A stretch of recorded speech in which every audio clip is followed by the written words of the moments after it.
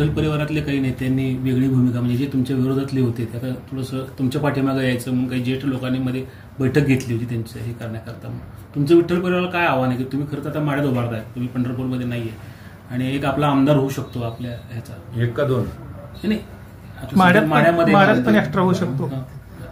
विठ्ठल परिवारातल्या सर्व जुन्या जाणत्या आणि वडीलधारी सगळ्या तरुण सहकार्याला माझी हीच विनंती आहे की विठ्ठल कारखान्याला त्या ठिकाणी गतवैभव प्राप्त करणे, विठ्ठल कारखान्यामार्फत आज आपल्या तालुक्याबरोबर जिल्ह्याच्या दराची स्पर्धा लावून त्या जिल्ह्याचं नेतृत्व पूर्वीच्या काळात औदुंबर अण्णांनी केलं होतं. औदुंबर अण्णांनी ऊसाचा दर ठरवल्यानंतर जिल्ह्याचा दर ठरायचा.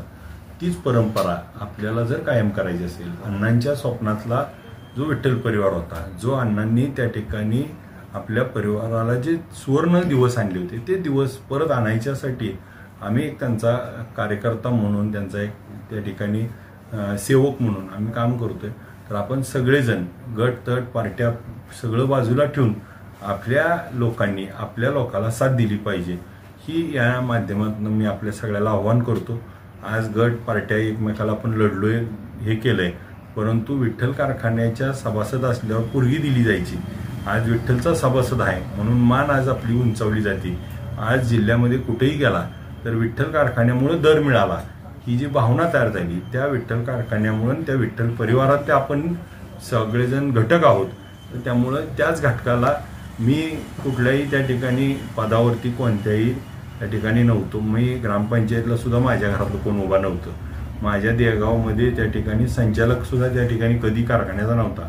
परंतु तुम्ही सगळ्या विठ्ठल परिवारातल्या सहकार्यांनी सभासदांनी निवडून दिलं म्हणून त्या ठिकाणी चेअरमन होता आलं.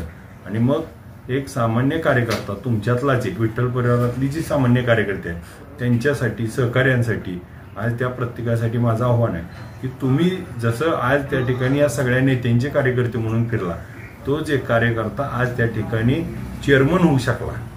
आणि हीच त्या ठिकाणी ऊर्जा आणि मग नेत्यांच्या मागं नेते आपण कार्यकर्त्यांनी उभारण्यापेक्षा एका कार्यकर्त्याच्या मागं आपल्या सहकार्याच्या बरोबर आपण उभा राहणं ही या निवडणुकीच्या काळात आपल्या सगळ्याकडनं अपेक्षा आहे. आपण सगळेजण उभा राहाल अशी मला खात्री वाटते. मी आपल्याला या निमित्तानं नम्र आव्हान करतो की आपण सगळेजण मला साथ द्यावे.